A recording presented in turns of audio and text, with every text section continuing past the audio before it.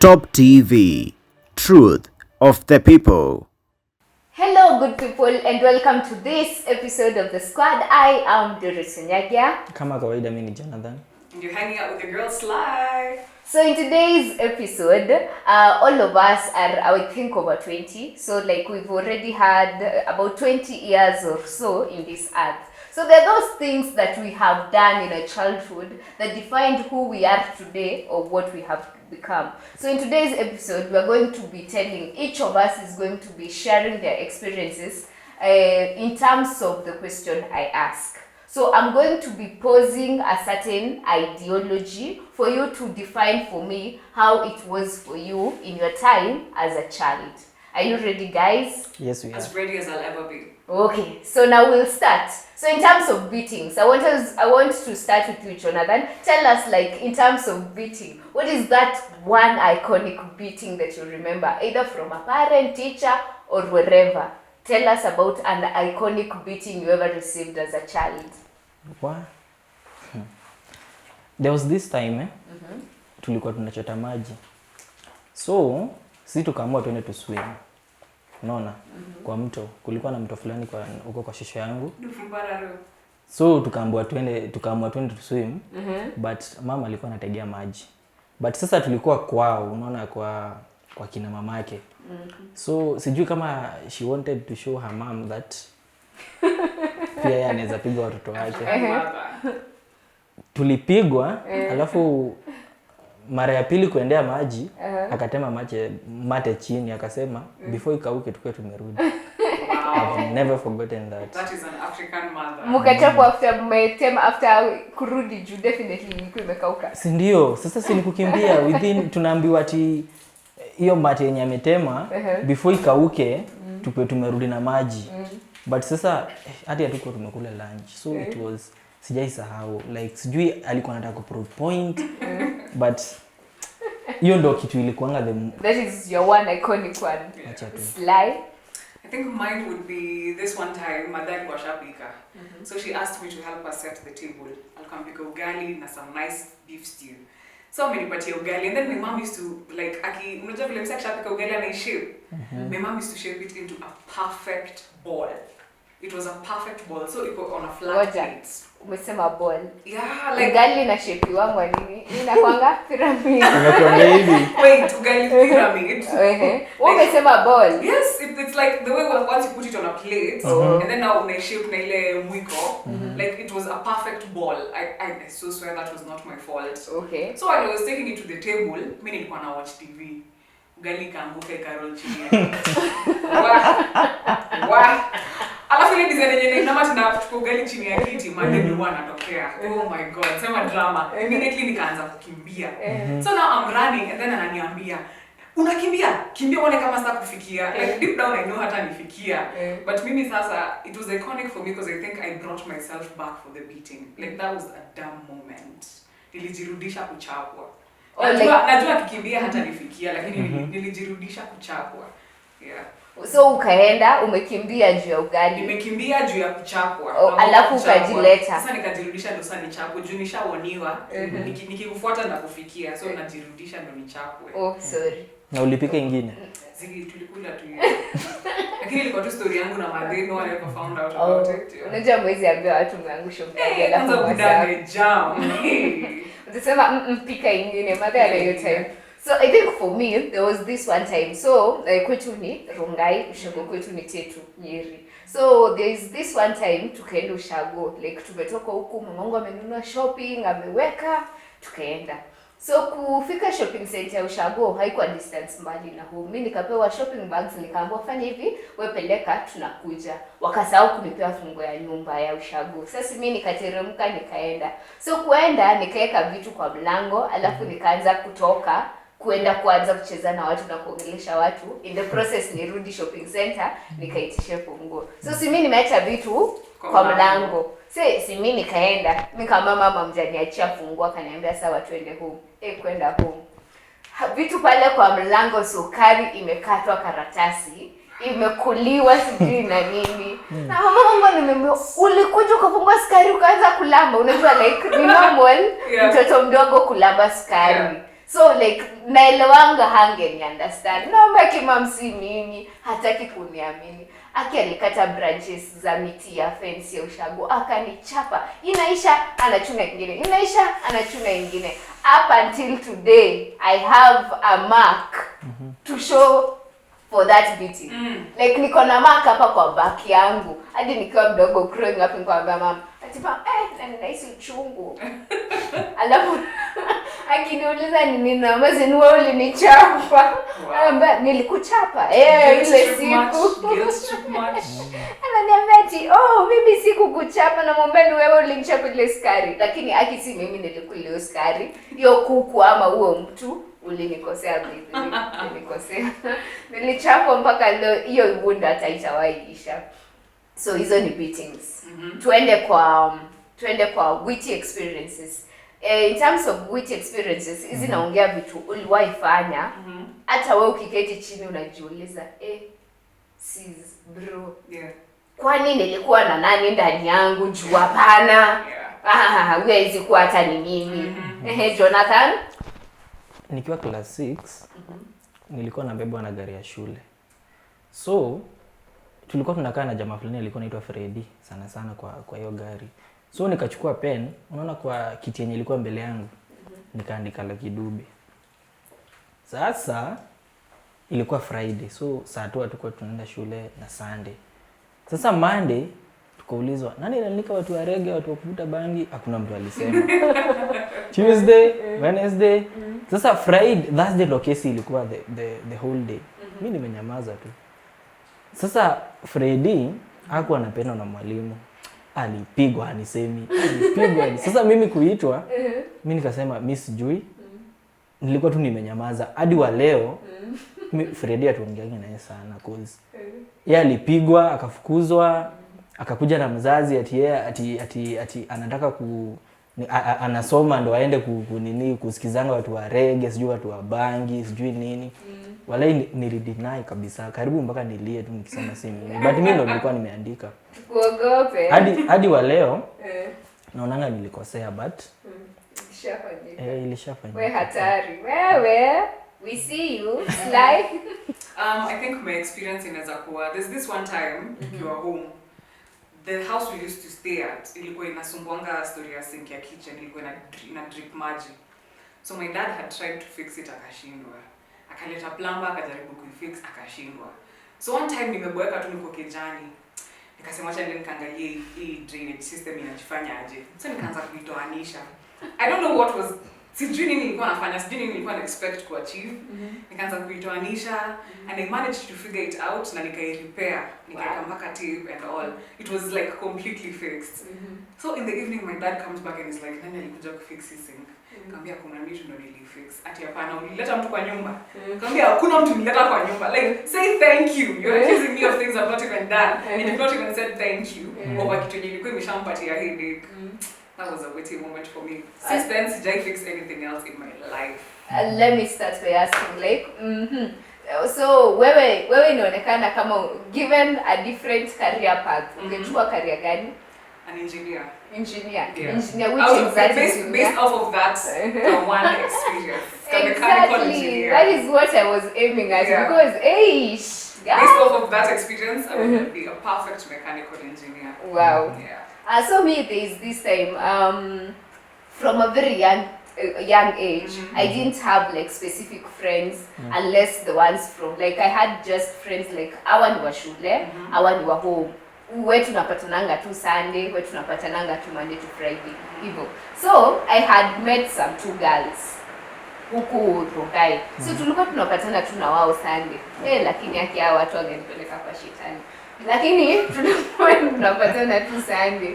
So kupatana Sunday one time all of them kila mtu alikuwa na chali yake. Then tu walikuwa watu overexposed. Mimi sijai kuwa mtu naive lakini sijai expose kwa too much into the world.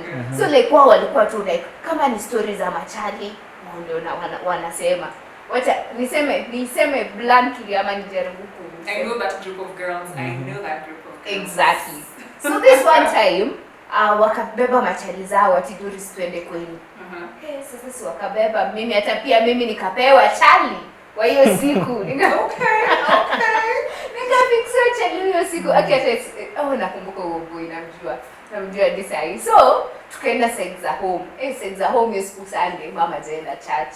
Mama ametoa sufuria zake zote nje. Ameweka maji moto hapo na stick wire na ziscrub. Vijana na wasichana wako wapi? Nje ya gate yetu wanataka kukuja kwetu. So si obviously kila mtu ana expect mamangu hayuko. Kuingia home niko na mamangu nikashtuka.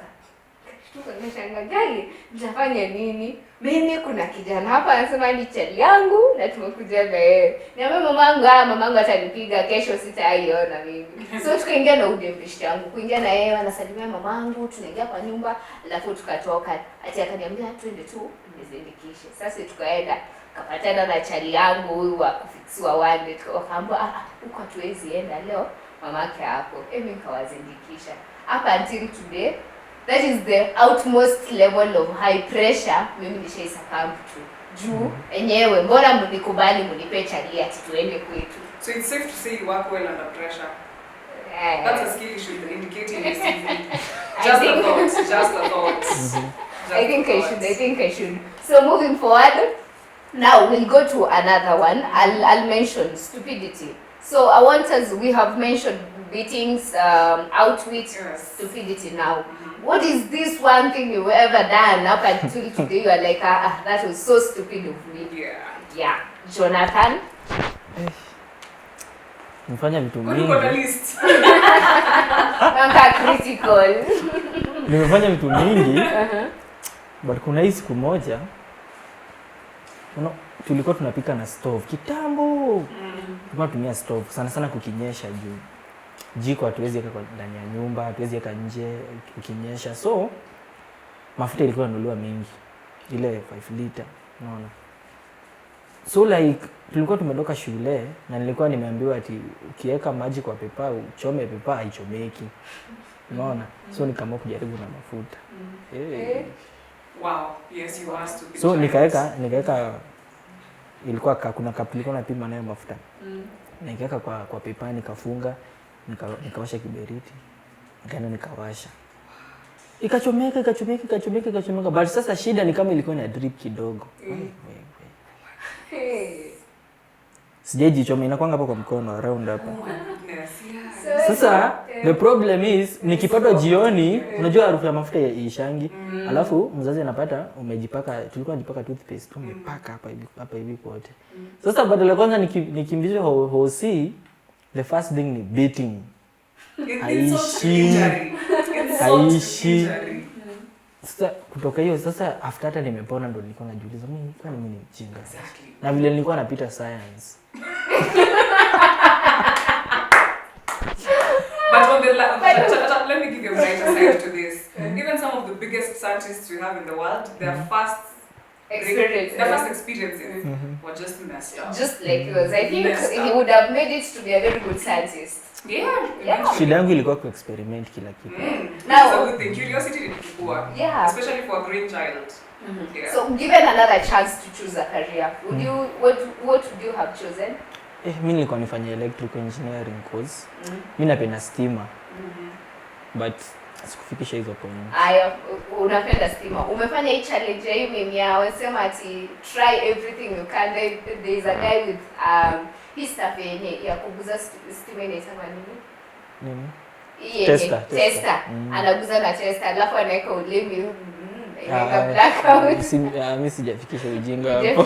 Thank you for putting that out. Thank you. Sijafikisha ujinga hapo. I think my stupidity moment would be one time, you know when you're kids, people pee in bed. It's a normal thing. Okay, this is going to be very embarrassing, especially for me and my future. Oh, sorry. This is class 4. Yes, this is class 4. Usiku nimedoze nikapoja kwa bed. And then in the morning nikiulizwa anasema ati kulinyesha. Nakanga chini na imagine story and I'm like, how did these people? Kulinyesha kwa nyumba. My mom alikuja and she was acting so convinced, like yeah, kulinyesha, because the previous night it had actually rained. So mimi nikatumia hiyo as my fallback plan. Kulinyesha kwa nyumba. Maana niko hivi wet. My sisters were like, why? But my mom was like, oh, ni sawa, inafanyikanga. But come to think of it now as an adult, she was just being a mother. She didn't want to make me feel bad about it. Especially being that in class 4, damn. Yeah. Sorry. So from that story, I've gained another experience, but now I have to. I'm not sure whether to share 2 of them or to give one and keep one to myself. So let me see. Which is, I'll give both to be fair to myself. So there was this one time, as a growing child, they used to do almost everything a guy could do. Like, I've never taken that notion that a guy is the only one who's supposed to do these things. So going to Shago, I would never wait on my cousins to climb trees to get fruits for me. Wingejifanyia. So this one time, macadamia tree, kuna ingine ilikuwa hivi. So you know those trees that grow straight, alafu hivi. So nikaeka mguu hapa katikati, mara ya kwanza ikatoka. Nikaona inakaa fun. Nikaeka tena. Mguu ikakwama. Na ikakata kutoka kabisa. Ile serious. So like nimeanza nikajiuliza sasa nitafanya nini? Lakini nikaona hapa nitakaa the whole day. Nikaita shushu yangu. Shushu yangu akakuja kaniuliza ulinishwa na nani? Naomba ilikuwa by mistake. Kangangana ikakataa. What? Ikaita guka yangu. By that time my grandfather bado alikuwa. Sasa wote wawili wakanivuruta wakanitoa. By the time natoka mguu ilikuwa red. Kazi yangu akishuali. Sasa hata the stupidity part is that hii ni mti ya macadamia. Haijafika maturity time. Kuna mti ya maembe. Hata si heri nikome pale kwa maembe. Na kwa maji kwa macadamia. Surely. Ngoja, hukuchapwa after hiyo incident? And it is my grandmother and my grandfather. Hey, those ones don't like in my family, ungechapwa na siblings wako wachapwa walikuona ukifanya na wao. Mimi sasa vitu zangu kwa fanya 1 month solo. Nilikuwa peke yangu. So there is this other one. By the way, this one I'm talking of it because I have overcome. Mashujaa day. Really overcome the experience. So nikiwa class 4 tukaenda trip museum. Kwenda trip museum, mimi nilikuwa na very bad stomach. A very bad stomach. Museum loose. Hata by the way nilienda museum juzi Mashujaa day. Kwanza ni confirm loose zinakuanga wapi ndio nijue like was I stupid or was it valid of me? So I had a very bad stomach. So kuzungushwa museum, miss concentrate. Nimekazwa. Wacha tu niende the end. Niliharibu kila kitu. And sasa but nilijaribu kuovercome hii juu nilienda juzi museum. Na nikaona choo zao zinakuanga tu hapo kwa entrance na museum ni kubwa sana. So I understand the PTSD. Yeah. Sasa after umeharibu kuliendaje? Si nilikuja kaambia mamangu ilipotea. Nini ilipotea? Nguo zote za ndani. Nilirudi tu ndani. At least you are a creative child. I can give you Niliambia mamangu story juzi nikiwa mkubwa. Nilimwambia ukweli juzi. Ako like wewe. But hizi ni chapa sahi. Hizi ni chapa. Mimi naambia tu for fun. Anyway, I'm even crying because of laughing. Now we go to wisdom. So, when I talk about wisdom, I want you to tell me one thing you've ever done and you're like, that was wise of me. Wisdom. Like, it was beyond your age. Achana na kutengeneza drainage system. This kitu tangible. Jonathan. Wow. Wisdom. I'm starting to feel like 2008 kulikuja wezi kwetu.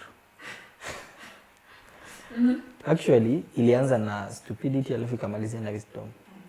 Imagine mimi ndo niliwafungulia. Wow. I can't even blame you. Yeah, because walikuja wakasema more or less the same experience. Walikuja wakapeana excuse fulani hapo, mimi nikadhani ni jamaa fulani wakaingia. Okay, yeah. But there was this one time wakiwa hapo walikuwa na kagan sijui na nini, walikuwa wanataka pesa, walikuwa wanataka mzai wangu. So mimi sijui ni aje wakichukua simu, kulikuwa na simu 4 kwa nyumba. Sijui ni aje nilichukua moja nika text babangu, "Where's at home? Don't come." This is the statement for me. Unaona? "Where's at home? Don't come." Na nikafinya send. Alafu simu nikatupa chini ya kiti. So wakaget simu 3. so moja haikuwa ya button, hiyo ilikuwa ya home. So babangu na yeye sijui alikuwa anafika kwa gate tu akaona text, sijui aliamua aje angalie SMS na angaliangi, akaona wezi at home, don't come. Otherwise yeye walikuwa anategea, hata hawakuwa na haraka, alikuwa amekaa tu anamtegea. So akaenda akakaa na huko mpaka wakaona hakuji, wakapeana excuse, wakasema ati Tebu kuja tuongee hapa nje, juu watu wanasema lazima wapewe pesa. Kumbe ni kwenda walikuwa anaenda, sisi tulikuwa tunajua, wakaenda. But nikikaa hivi chini na shindango like na vile tulikuwa tunatetemeka, hata sijuangi vile niliandika hiyo text na hawaku notice, na walikuwa wawili ndani ya nyumba na wawili nje. Hadi saa hii sielewangi how it happened, but ilikuwa kitu ili happen to. It was very wise of you. Yeah. Adrenaline rush. Yeah. I'd say. Slide. Mine is very recent. I think it's like 5 months ago. We were driving, my mom, my baby sister, and Amini. So I was sitting on the co-driver's seat. Of course, my mom is driving and my sister on the back seat. Tulikuwa tunapitia route fulani iko pale showground. If you've been around Ngong Road, showground when you're coming from Kibra going into Dagoretti. And it was at like 8 p.m. So your place, it's known for wezi, makajakas, like all types of thieves. Because it's in between a slum and now another ghetto place that's called Dagoretti Corner. So it's like 8 p.m. Huko hivyo watu wanataka kupitia barabara by 7. So my mom akasema let's just risk, because we were coming from my brothers in Langata, tukapitia Kibira tukaingia showground. So just when we were about to get to Dago, tuko na gari fulani wanatuflag na mbele ati tusimame, wako na issues na gari. And then nikaangalia nyuma. Kuangalia nyuma nika notice there's this car behind us yenye haina lights on, which I found suspicious. Instinct tu ikaniambia something's up, because you can't be driving bila lights usiku. Like they had no lights on. It's like they didn't want us to see them wakitumulika na lights. So mbele wakituflag wakuje watuibie. Nikamwambia my mama bana, watu hawana shida, drive off and just go. My mama alikanyaga mafuta akaenda akiendaga. The next day nikasoma Twitter, someone was actually hijacked your place by gari ilikuwa inakaa hivi mpaka nikaonesha my mama akaniambia, oh my god, you've saved our lives. That was a wisdom moment for me. I don't know where it came from. I usually don't have instincts like that, but it just kicked in and I acted. And you're like, wow. Yeah, I'm so proud of myself. I mean, took a I hope unasikia. Hapo hivyo showground eka watu. Yeah. So mine, wisdom. Yes, I've had several situations of I think I've left as a very wise person. One, yeah, I've had several. So I think I'll pick one. So last year, 2020, there was this conference of big people. Like I just found myself as a 19-year-old seated with them. No, as a 20-year-old, 19. I had not turned 20. So I found myself there, seated amongst people who are discussing various issues concerning their county. So there is the big county director for what, whoever, and I'm like, okay. So they did their discussions per group, and then they were like, we want one person to present from each. So I was chosen from the media team, and I was to stand in front of all those people. So I presented, and ironically, I made my team proud. So coming forward from that, everyone was like, so okay, Marisa. Yeah, back to you. Everyone was like, you, ni wewe. Niko like, yeah. Nikujaribu, si kutaka. I'm sorry, thank you. Yes, and that was, I think, for me, something that made me feel good as a young person, standing in front of big people in leadership and talking something to them, and they listen and they are wowed by you. Yeah. So I feel like that is one of the things was say, like when you're growing up, people growing up should like know when you're put to like let's say an opportunity presents itself. Yeah. It's something you're very passionate about, but you doubt yourself, because I have a feeling you had a moment of doubt before you actually stepped out to speak. When you're given an opportunity like that, step up. And ukaseme kenye utasema. As long as you know something about what you're going to say, you will never blunder. Like shida inakwanga the confidence, which I completely understand. But when you're growing up, you get to learn so much from making mistakes. It's okay, it's allowed. So, from the few experiences that we have mentioned, I have not finished my list of things. Like I have quite several, and I have Jonathan with me and Sly. So I think I'll put up a season 2 of the same. There's so many things that we can pick points from such experiences. We're only picking one of them and maybe 2 of them. So we'll do a season 2 where we'll have Jonathan and Sly once more, so that we can delve more into this.